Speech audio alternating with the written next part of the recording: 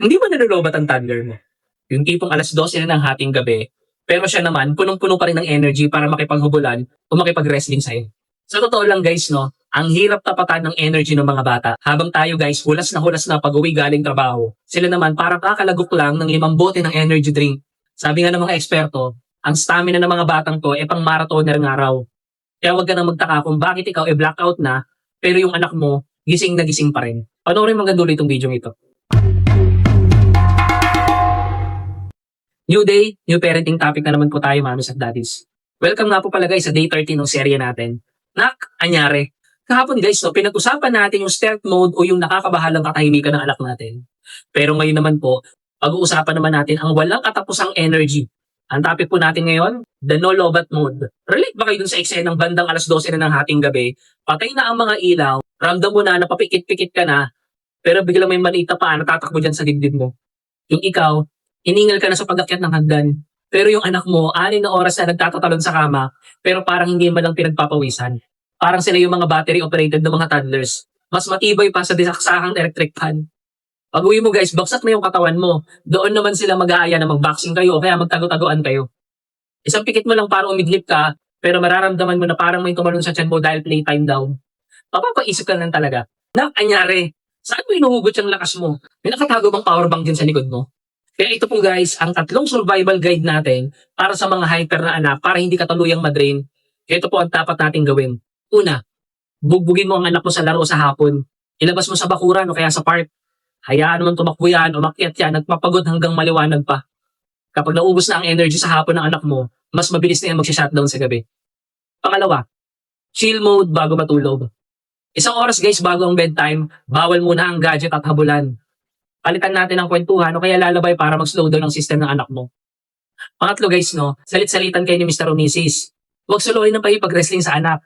Habang si mami kalaro ng anak mo, yung isa dapat naka-recharge muna para may reserba kayo. Abangan nyo rin po bukas guys, no, dahil sa day 14 ng serye natin, pag-uusapan naman natin ang isa pang nakakalokang eksena.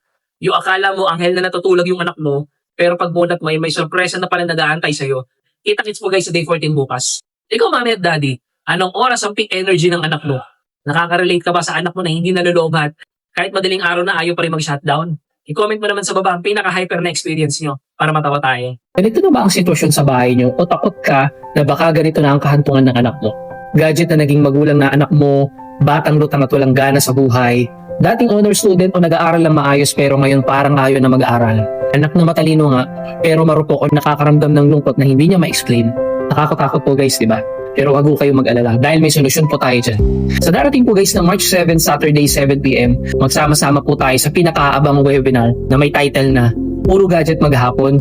Ano palakihin ang anak na gusto ng instant results palagi, hindi madaling madrain at matitress.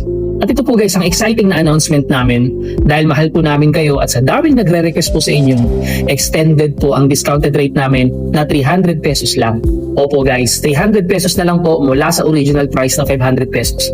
Pagkain lang po yan guys sa fast food, pero ang kapalit naman po ang peace of mind at ang lifetime protection para sa mental health ng anak mo.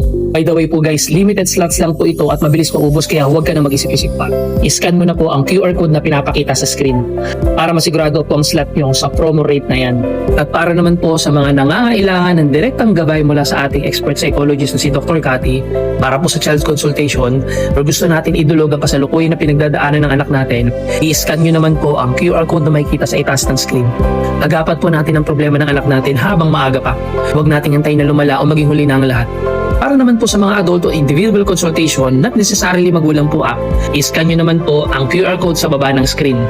Tandaan po natin guys to, hindi magliliwanag ang bahay at magagampanan ng trabaho natin sa bahay kung tayo mismo drained at wasak na rin.